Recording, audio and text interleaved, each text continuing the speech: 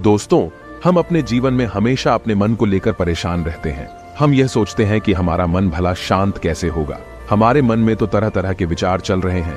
हम काम कुछ और करना चाहते हैं, लेकिन हमारा मन हमसे कुछ और ही काम करवा लेता है। इससे पहले कि आप अपने मन को शांत करने का प्रयास करें, यह जानना जरूरी है कि मन का व्यवहार शांत होने वाला है ही नहीं। अगर मन शांत होने वाला हो सकता तो इस दुनिया में सभी के मन शांत हो गए होते और हर कोई अपना जीवन सुखी सुखी बिता रहा होता। फिर न तो कोई हंगामा होता और न ही किसी तरह की कोई तकलीफ। सभी का जीवन खुशी खुशी बीत रहा होता। फिर न तो आप और न ही मैं पैसे कमाने के पीछे भाग रहे होते। समस्या तो यह है कि हम ज्यादा से ज्यादा चीजें इकट्ठा करना चाहते हैं, क्योंकि हमें लगता है कि हमारे पास जितनी ज्यादा चीजें होंगी हम उतना ही सुखी रहेंगे। लेकिन वास्तविकता तो यही है कि बाहर की किसी भी चीज में कोई सुख नहीं है और न ही उनमें कोई दुख है। और यही कारण है कि जब हम किसी चीज के पीछे भाग रहे होते हैं, जब हम कोई चीज पाना चाहते हैं, तो उसे पाकर हमें पल भर के लिए खुशी तो मिलती है, लेकिन बाद में हम उस खुशी का एहसास नहीं कर पाते। वह खुशी दुख में परिवर्तित हो जाती है। और इसी प्रकार से हम एक चीज से दूसरी चीज, दूसरी से तीसरी चीज के पीछे लगातार भागते रहते हैं, क्योंकि हमें ऐसा ही लगता है कि यदि हम वह चीज पालेंगे तो हम सुखी हो जाएंगे। लेकिन वास्तविकता में वही सुख हमारे दुख का कारण बन जाता है, जिस कारण हमारा मन बेचैन रहने लगता है। हम उस चीज को पाने के लिए तरह तरह के उपाय करते हैं, जिस कारण हमारा मन और भी बेचैन होने लगता है। और यह बेचैनी धीरे धीरे चिंता का रूप ले लेती है और हमारा मन पूरी तरह से अशांत हो जाता है। हमें कुछ भी अच्छा नहीं लगता। हमें लगता है कि जो कुछ हमने मांगा था उसका उल्टा हो रहा है, सब कुछ हमारे विपरीत जा रहा है। और फिर हम अपने मन को शांत करने के लिए ध्यान करना शुरू करते हैं, क्योंकि एक ध्यान ही वह मार्ग है जो हमें ज्ञान की ओर ले जाता है। वह हमें यह बताता है कि बाहर किसी भी चीज में कोई सुख नहीं है और न ही दुख है। दुख और सुख तो हमारे मन का भ्रम है। यह हमारे मन की एक उपज है, जिसके लालच में हमारा मन हमें यहाँ वहां भगाता रहता है। जैसे कि महीनों से भूखे एक भिखारी को अगर एक सूखी रोटी भी मिल जाए तो वह उसके लिए सुख है, वह उसके लिए अमृत है। और ठीक उसी के विपरीत, यदि किसी धनवान के घर पर 56 प्रकार के भोग भी बन जाए, तब भी वह उसे खाकर तो दुखी ही रहेगा। यह तो उनकी मनस्थिति पर निर्भर करता है। इसे और अच्छे से समझने के लिए आज की जो कहानी मैं आपको सुनाने जा रहा हूं, इस कहानी के माध्यम से आप यह समझ पाएंगे कि हमारे मन की स्थिति क्या है और हम इसे कैसे नियंत्रित कर सकते हैं। तो चलिए बिना किसी देरी के कहानी शुरू करते हैं। एक समय की बात है, एक गांव में एक युवक रहता था जिसका मन बहुत ही अशांत रहता था। वह हमेशा तनाव में रहता। वह अपने मन को शांत करना चाहता था, लेकिन उसे कोई भी उपाय नजर नहीं आ रहे थे। उसके जीवन में कई प्रकार के दुख थे, जिनके कारण वह हमेशा तकलीफ में रहता, तनाव में रहता। एक दिन उसे पता चला कि उसके गांव में एक बौद्ध भिक्षु आए हुए हैं, जो सभी को दुख और सुख पर उपदेश दे रहे हैं। वह युवक तुरंत ही घर से निकला और उनके आश्रम जा पहुंचा। वहां पर पहुंचने के बाद उस युवक ने देखा कि वह बौद्ध भिक्षु सभी गांव वालों को उपदेश दे रहे थे। बौद्ध भिक्षु कह रहे थे कि सभी के जीवन में कोई न कोई सुख और दुख तो आता ही रहता है, जिस कारण हमारा मन बहुत अशांत रहता है। और एक अशांत मन इस दुनिया का कोई भी सुख नहीं ले सकता। फिर चाहे उसे पूरी दुनिया की धन दौलत ही क्यों न मिल जाए, वह उसे पाकर भी दुखी ही रहेगा। परंतु जिस व्यक्ति का मन शांत है, उसके पास चाहे कुछ भी हो या न हो, वह हर छोटे पल का आनंद ले सकता है। वह हर पल को खुशी खुशी जी सकता है।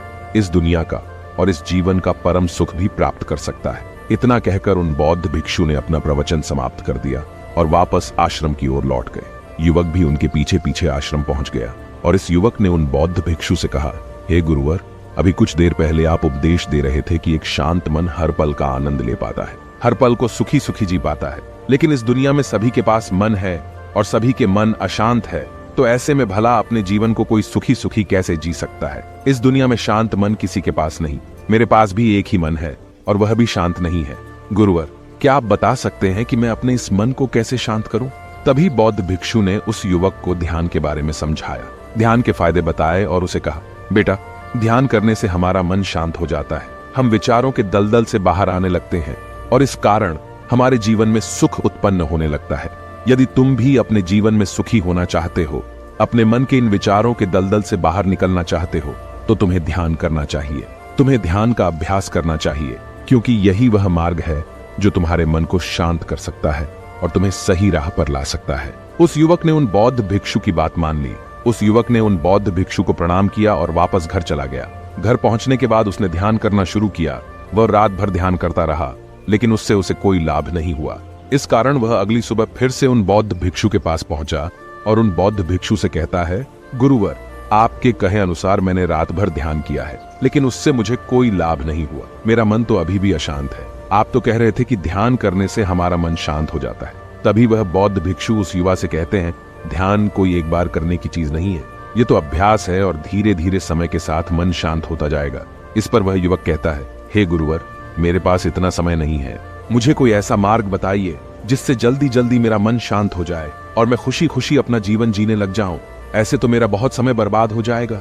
मुझे कुछ ऐसा बताइए गुरुदेव जिससे मेरा मन आज के आज और अभी शांत हो जाए, जिससे मैं सुख की अनुभूति कर पाऊं, मुझे सुकून मिले।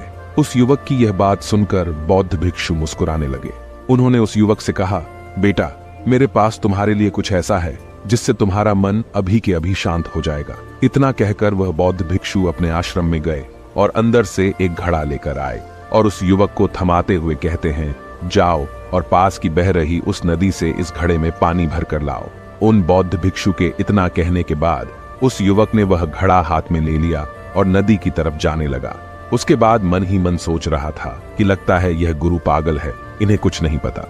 भला यह घड़ा मेरे जीवन में शांति कैसे ला सकता है, ये मेरे मन को शांत कैसे कर सकता है। लेकिन उसके पास और कोई रास्ता नहीं था, जिस कारण उसने घड़ा लिया और पास वाली नदी के पास पहुंच गया। उसने उस नदी में से उस घड़े में पानी भरना शुरू किया, लेकिन जैसे ही उस व्यक्ति ने उस घड़े को नदी से बाहर निकाला तो उस युवक ने देखा कि उस घड़े के चारों ओर छोटे छोटे छेद हैं, जिससे पानी तेजी से बाहर की ओर निकल रहा था। उसने लगातार कई बार प्रयास किए, लेकिन काफी बार कोशिश करने के बाद भी वह उस घड़े को पूरा नहीं भर पाया और थक हार कर उन बौद्ध भिक्षु के पास वापस लौटा और क्रोधित होकर कहता है, गुरुवर, आपने यह कैसा घड़ा दिया है? इसके चारों तरफ तो छेद है, भला मैं इसमें पानी कैसे भरकर ला सकता हूँ? जब भी मैं पानी भरता हूँ, इस घड़े के छेदों से सारे पानी बाहर निकल जाते हैं। इस घड़े को मैं पूरा नहीं भर सकता।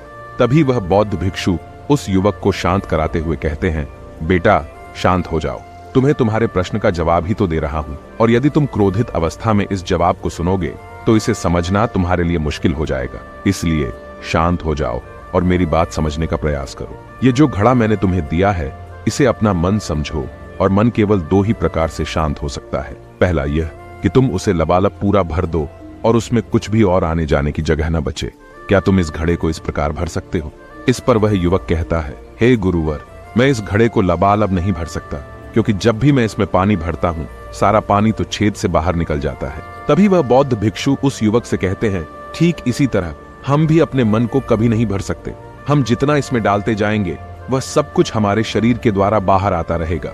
फिर चाहे वह क्रोध हो, प्रेम हो या फिर दया, हम जो भी अपने अंदर आने देते हैं, वही हमारे अंदर से बाहर भी आता है। और इसीलिए मैंने तुम्हें छेदों वाला घड़ा दिया, क्योंकि ये हमारी मन के जैसा ही है। और जब हम इस मन को बस भरना चाहते हैं, तब तुम अपना समय बेकार कर रहे हो। क्या तुम्हें एक पल के लिए भी ये नहीं सोचा कि इसी प्रकार तो तुम अपने मन को भरने में भी लगे हुए हो? क्या इससे तुम्हारा समय बर्बाद नहीं हो रहा? क्या इससे तुम्हारा जीवन बर्बाद नहीं हो रहा? क्योंकि जिस भी चीज से तुम अपने मन को भरोगे, वह तो बाहर निकल ही जाएगी। उस युवक को अपनी गलती का एहसास हुआ। वह तुरंत उन बौद्ध भिक्षु के चरणों में गिर गया और उन बौद्ध भिक्षु से कहता है, गुरुवर, आपने सच कहा। मैंने कभी भी इसके बारे में नहीं सोचा कि मैं अपना जीवन अपने आप ही बर्बाद कर रहा था। ठीक है, मैं तो इस बात से अनजान था, लेकिन आज आपने मेरी आंखें खोल दी। परंतु गुरुवर, अगर यह मन को पूरी तरह भरने का पहला तरीका मन को शांत नहीं कर सकता, तो मन को शांत करने का दूसरा तरीका कौन सा है? गुरुवर मुस्कुराते हुए उस आदमी से कहते हैं, दूसरा तरीका है कि अपने मन को पूरी तरह खाली कर दो। इस पर वह व्यक्ति कहता है, गुरुवर, आप ही मुझे बताइए कि मैं अपने मन को खाली कैसे कर सकता हूँ। तभी बौद्ध भिक्षु कहते हैं, बेटा, यह तो बहुत ही सरल है। बाहर का कूड़ा अपने भीतर मत जाने दो। इस प्रकार तुम्हारा मन अपने आप ही खाली हो जाएगा। वह व्यक्ति कुछ देर सोच विचार करने के बाद बौद्ध भिक्षु से कहता है, हे गुरुदेव, ये कैसे संभव है? जो भी हम देखते हैं, सुनते हैं, वह हमारे मन में ही तो जाता है, वह हमारे भीतर की ओर ही तो जाता है। फिर मैं उसे कैसे रोक सकता हूँ? इस पर बौद्ध भिक्षु मुस्कुराने लगे और उस युवक से कहते हैं, बेटा, मैं तुम्हें यही तो समझाने का प्रयास कर रहा हूँ कि मन को केवल ध्यान से ही जीता जा सकता है, और एक दिन ध्यान करने से कुछ नहीं होने वाला। हमें इसके लिए समय देना होगा, हमें इसके लिए धैर्य रखना होगा, इसका निरंतर अभ्यास करना होगा। आगे बौद्ध भिक्षु उस युवा से कहते हैं, बेटा, क्या तुम्हें प्यास लगी है? युवक कहता है, हाँ गुरुवर, मुझे बहुत जोरों की प्यास लगी है। इस पर उन बौद्ध भिक्षु ने उस युवक को पानी पिलाया और कहा, ये लो, पानी पी लो, इससे तुम्हारी प्यास बुझ जाएगी। लेकिन मुझे एक बात बताओ, क्या आज पानी पी लेने से फिर तुम्हें कभी प्यास नहीं लगेगी? तुम कभी फिर मुझसे पानी नहीं मांगोगे? इस पर वह युवक कहता है, गुरुवर, आप कैसी बातें कर रहे हैं? पानी तो हमारे जीवन का एक हिस्सा है, इसके बिना तो हम मर जाएंगे। और आप कह रहे हैं कि आज पानी पी लो और उसके बाद मैं कभी पानी न पीऊं। ये भला कैसे संभव है? प्यास तो हमें रोज आती है और हम रोज पानी पीते हैं, इसके बिना तो हम मर जाएंगे। तभी बौद्ध भिक्षु मुस्कुराते हुए उस युवक से कहते हैं, ठीक इसी प्रकार एक दिन के ध्यान से हमारा मन शांत नहीं हो सकता। उसे भी रोज भूख लगती है और उसे रोज रोज हमें आहार भी देना पड़ता है। उसे भी रोज पानी पीने की जरूरत पड़ती है और ठीक उसी प्रकार हमें हर दिन ध्यान करने की भी जरूरत पड़ती है। और जब हम निरंतर ध्यान करते हैं, इसका अभ्यास करते हैं, तो देखते ही देखते हमारे मन की भूख शांत होने लगती है और एक समय पर हमारा मन सारे विचार उत्पन्न करना बंद कर देता है। तब वह बाहर से कुछ भी ग्रहण नहीं कर पाता और जो कोई भी विचार हमारे भीतर है, वह सारे विचार देखते ही देखते समाप्त हो जाते हैं और इसी प्रकार धीरे धीरे हमारा मन शांत होने लगता है। आगे वह बौद्ध भिक्षु उस युवक से कहते हैं, बेटा, तुम ही तो कह रहे थे कि तुमने रात भर ध्यान किया है, लेकिन उसके बाद भी तुम्हारा मन शांत नहीं हो रहा। बेटा, तुम चाहो तो 1 घंटे के लिए ध्यान कर सकते हो, चाहो तो पूरा दिन भर तुम ध्यान करो, लेकिन इसका लाभ भी तुम्हें उतना ही मिलेगा। अर्थात मान लो तुम 1 दिन के लिए ध्यान करते हो तो इससे तुम्हारे मन को भी शांति केवल कुछ समय के लिए ही मिलेगी। ये हो सकता है कि वह 1 घंटे के लिए शांत रहे या फिर केवल कुछ क्षणों के लिए, लेकिन वह शांत अवश्य होगा। लेकिन जैसे ही उसे फिर से भूख लगेगी, वह फिर से अशांत हो जाएगा और फिर से यहाँ वहां भागने लगेगा और वह अपने विचारों की तलाश में आगे बढ़ेगा, क्योंकि उसे भी तो भूख लगी है, उसे भी तो खाना चाहिए, उसे भी तो पानी चाहिए। जैसे कि जब तुम्हें भूख लगती है, तुम अशांत हो जाते हो क्योंकि तुम्हें भोजन चाहिए, पानी चाहिए, ताकि तुम अपने पेट की भूख को मिटा सके और तुम्हें शांति मिले। इस पर वह युवक कहता है, आप सत्य कहते हैं, मैं ही गलत था, मेरी ही गलती है। मैं अपने मन को अवश्य शांत करके रहूंगा, फिर चाहे इसके लिए मुझे कितना भी समय क्यों न लग जाए, मैं भी उस सुख को प्राप्त करके ही रहूंगा। मैं इस खाली घड़े में पानी भरकर अपने जीवन को बर्बाद नहीं करना चाहता। मैं अपने मन को शांत करके ही रहूंगा, मैं अपने मन को पूरी तरह से खाली कर दूंगा। इतना कहकर उस युवक ने उन बौद्ध भिक्षुओं को प्रणाम किया और वापस अपने घर की ओर लौट गया। दोस्तों, हम लोगों के जीवन में भी कई प्रकार की समस्याएं हैं और हम उन समस्याओं का समाधान करना चाहते हैं और अंत में हमें जो मार्ग मिलता है वह ध्यान है। हम ध्यान तो करना चाहते हैं, लेकिन हम उसके परिणाम को तुरंत पाना चाहते हैं। जब हम शुरू में ध्यान करते हैं तो हमें उसका कुछ भी लाभ नहीं मिलता और हमें लगता है कि यह व्यर्थ है, इससे हमें कोई भी फायदा नहीं होने वाला, क्योंकि हमें तो सब कुछ जल्दी जल्दी चाहिए। लेकिन वास्तविकता तो यही है कि ध्यान सब्र और समय मांगता है और साथ ही उसे शांति भी चाहिए। परंतु हम इतने अशांत हैं कि हमारे भीतर ये तीनों चीजें नहीं है। इसीलिए अपने भीतर धैर्य पैदा करें। जब आपके भीतर धैर्य पैदा होगा, तभी आप सब्र, समय और शांति के महत्व को समझ पाएंगे और फिर आपका समय चाहे कैसा भी क्यों न चल रहा हो, आप हर समय खुश रहना सीख जाएंगे। अगर आपका मन अशांत है तो यह किसी और के हाथों में नहीं है कि वह आपके मन को शांत कर सके। यह तो आपके हाथों में है कि आप अपने मन को किस प्रकार और कितनी देर तक के लिए शांत कर सकते हैं। दोस्तों, आपने आज के इस वीडियो से क्या सीखा, वह मुझे आप कमेंट में बता सकते हैं। इसी के साथ में उम्मीद है कि आपको आज की वीडियो पसंद आई होगी, तो इस वीडियो को उस इंसान को शेयर करें और उसी के ठीक बाद चैनल को सब्सक्राइब करें। तो चलिए फिर मिलते हैं ऐसी एक और नई वीडियो में। तब तक के लिए अपना ख्याल रखें। धन्यवाद और नमो बुद्धाय।